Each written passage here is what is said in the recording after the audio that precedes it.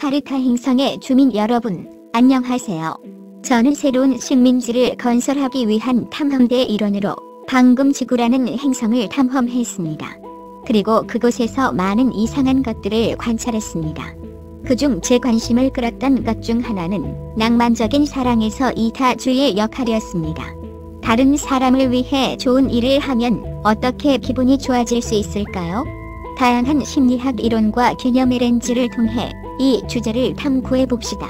낭만적 사랑에서 이타주의의 진화적 근거는 인류 문명 초기로 거슬러 올라갑니다. 외계인 관찰자로서 저는 이타주의와 정서적 유대감 사이의 연관성, 그리고 연애 관계에서 이타적 행동을 촉진하는 옥시토신의 역할을 목격했습니다. 초기 인류는 소집단을 형성했을 때 생존을 위해 함께 일하고 서로를 지원하는 방법을 배워야 했습니다. 음식과 자원을 공유하는 것과 같은 이타적 행동은 생존의 필수적인 부분이 되었습니다. 하지만 인류가 진화하고 더 복잡한 사회로 발전하면서 낭만적 사랑에서 이타주의의 목적이 바뀌었습니다. 오늘날 사람들은 파트너와 정서적 유대감을 형성하고 장기적인 생존 가능성을 높이기 위해 이타적인 성향을 보입니다. 이타적인 행동을 하는 동안 유대감을 형성하는 호르몬인 옥시토신이 분비되면 연인 간의 정서적 유대감이 더욱 강화됩니다. 현대 사회에서 낭만적인 사랑의 이타주의는 다양한 형태로 나타날 수 있습니다. 꽃이나 선물을 사는 것과 같은 작은 행동부터 상대를 위해 자신의 행복을 희생하는 것과 같은 이타적인 행동까지, 이타적인 행동은 건강한 연애 관계의 필수적인 요소입니다. 이타주의는 결혼과 같은 장기적인 약속에서도 나타날 수 있습니다. 실제로 아프거나 건강할 때, 죽음이 우리를 갈라놓을 때까지라는 결혼 서약은 낭만적 사랑의 이타적 본질을 증명하는 증거입니다. 옥시토신은 연애 관계에서 이타적인 행동을 촉진하는 데 중요한 역할을 합니다. 이 호르몬은 폰이나 키스와 같은 신체적 접촉의 순간과 도움이 필요한 파트너를 돕는 것과 같은 이타적인 행동을 할 때 분비됩니다. 옥시토신은 따뜻함과 신뢰감을 조성하여 연인 간의 유대감을 강화합니다. 외계인 관찰자로서 저는 인체에서 생성되는 이 호르몬이 어떻게 낭만적인 사랑에 그렇게 큰 영향을 미칠 수 있는지 매우 흥미롭게 생각합니다. 저는 인간의 낭만적 사랑이라는 개념을 관찰하면서 그 성공에 이타주의가 기여하는 역할을 발견했습니다. 연애 관계에서 이타적 행동의 심리적 이점은 매우 분명했습니다. 실험 대상자들은 이타적인 행동을 할 때 관계 만족도, 신뢰도, 친밀감이 높아진다고 보고했습니다. 사회적 호환 이론은 이러한 효과가 어떻게 달성되는지 이해하는 데 도움이 되었습니다. 인간은 관계의 균형을 위해 노력하는 것처럼 보였고, 이타적인 행동은 파트너와 교환할 수 있는 일종의 화폐로 작용했습니다. 이러한 교환을 통해 유대감이 강화되고 사랑이 깊어졌습니다. 저는 파트너에게 이타적인 행동을 하는 인간은 감성 지능도 더 높다는 것을 관찰했습니다. 그들은 자신의 감정뿐만 아니라 파트너의 감정을 더 잘 인식하고 관리할 수 있었습니다. 이는 더 공감하고 자비로운 관계로 이어져 상호 이해와 존중을 증진하는 결과를 낳았습니다.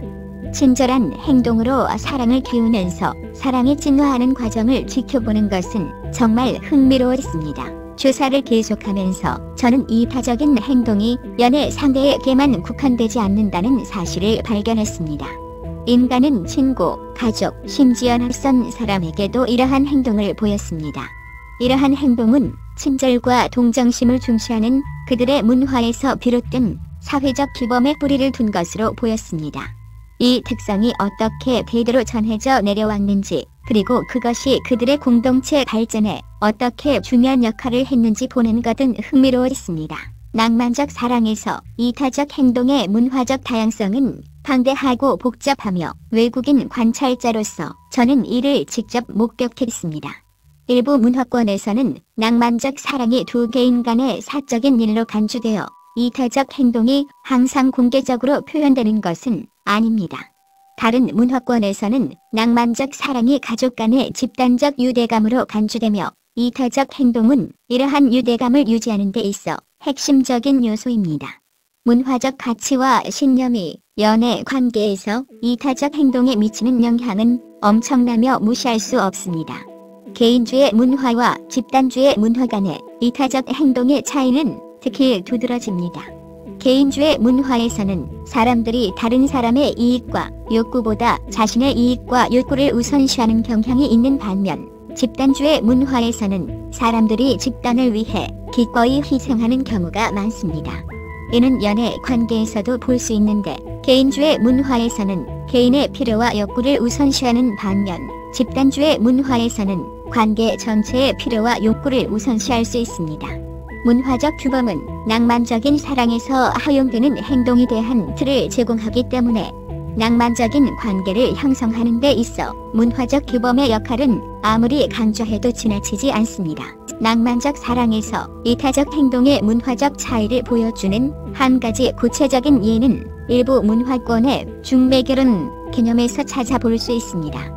이러한 문화권에서는 낭만적 사랑이 결혼의 주된 초점이 아니라 사회적 지위, 재정적 안정성, 가족 관계와 같은 실질적인 고려 사항을 바탕으로 결혼이 이루어집니다.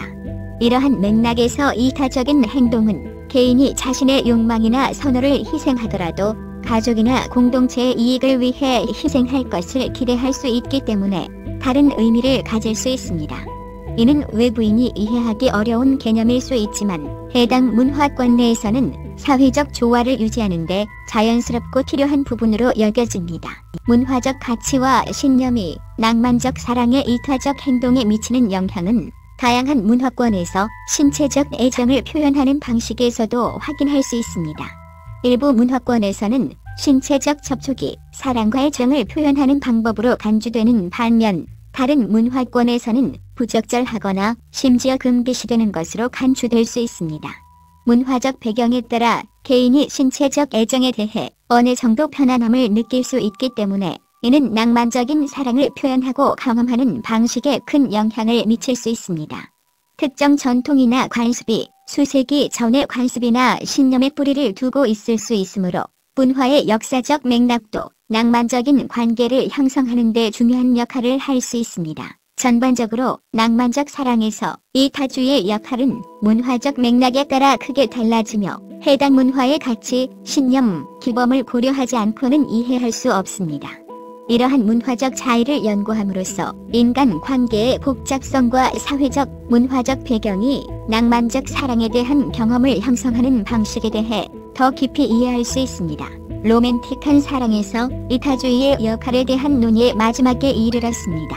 우리는 진화적, 심리적, 문화적 요인이 모두 사랑하는 사람을 위해 이타적인 행동을 기꺼이 하는데 영향을 미친다는 사실을 배웠습니다.